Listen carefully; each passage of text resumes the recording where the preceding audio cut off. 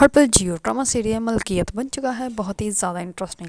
और उसमें हमें दिखाया जाएगा कि सोहा जो होते हैं वो बहुत अच्छे से रेडी होते हैं। इस पर उसका वालिद जो होता है वो बहुत ज़्यादा खुश होता है और वो कहता है कि तुम्हें सारे जहाँ की खुशियाँ मिलनी चाहिए। इस पर रौफ आ जाता है। इस पर उसका वालिद जो होता है वो कहता है कि अब तुम्हें बेटे जो है वो अपने घर जाना चाहिए। इस पर सोहा जो होते हैं वो रौफ से बात करते हैं कि हम बाबू को भी अपने साथ शिफ्ट कर लेते हैं।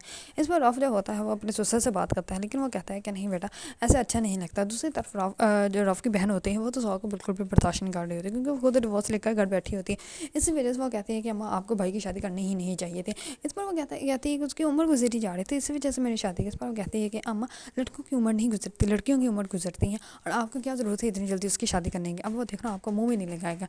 दूसरी तरफ सोहा जो होती है वो तो रौफ के साथ बहुत ज़्यादा खुश होती है, लेकिन उसकी बहन जो होती है वो बिल्कुल भी ये बात हज़म नहीं कर पा रही होती है और वो अपने बेटे को ही मारने लग पड़ती हैं। इस पर सोहा जो होती है जल्दी से आकर उसके बेटे को गले लगा लेती है और वो कहती है कि हुआ क्या। इस पर वो कहता है मैंने सिर्फ नूडल बनाने के लिए कहा था, इस पर मोमो मुझे मारने लग पड़े। इस पर वो कहती है कि रोते रहो यहाँ पर, और वो उठ के वहाँ से चली जाती हैं। इस पर सोहा जो होती है वो उसको कहते हैं कि मैं तुम्हें बना के दे देती हूँ। इस पर वो उसको जो है वो किचन की तरफ ले जाते हैं। दूसरी तरफ रौफ जो होता है वो बहुत ज़्यादा खुश होता है कि उसकी जो है वो फैमिली कंप्लीट हो चुकी है। सोहा जो होती है वो रौफ के साथ बाहर घूमने के लिए जाती है। दूसरी तरफ ज़ावियार जो होता है वो एज़र को बार बार कॉल्स कर रहा होता है, लेकिन वो उसके एक भी कॉल रिसीव नहीं करते हैं। जो ज़ावियार होता है उसने उसको प्रपोज करना होता है, लेकिन ना ही तो उससे मिलती है और ना ही उससे बात करते हैं।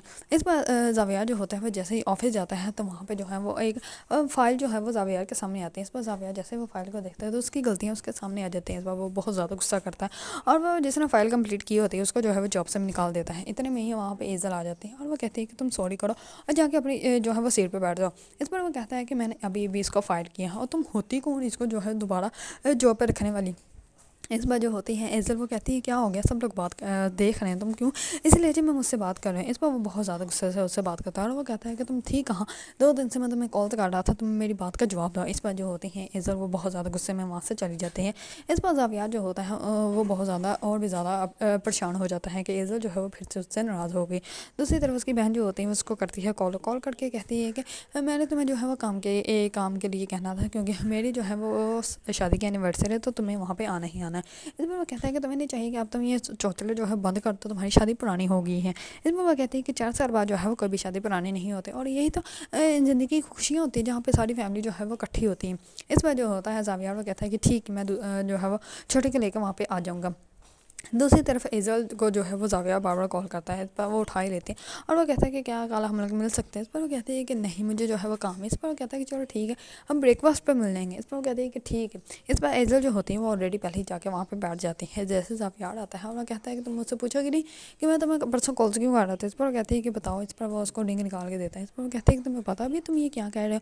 इस पर वो कहता है कि हाँ मुझे बहुत अच्छे से पता है। इस पर वो कहती है कि तुम मुझे प्रपोज़ कर रहे हो। इस पर वो कहता है कि हाँ मैं तुम्हें प्रपोज़ कर रहा हूँ।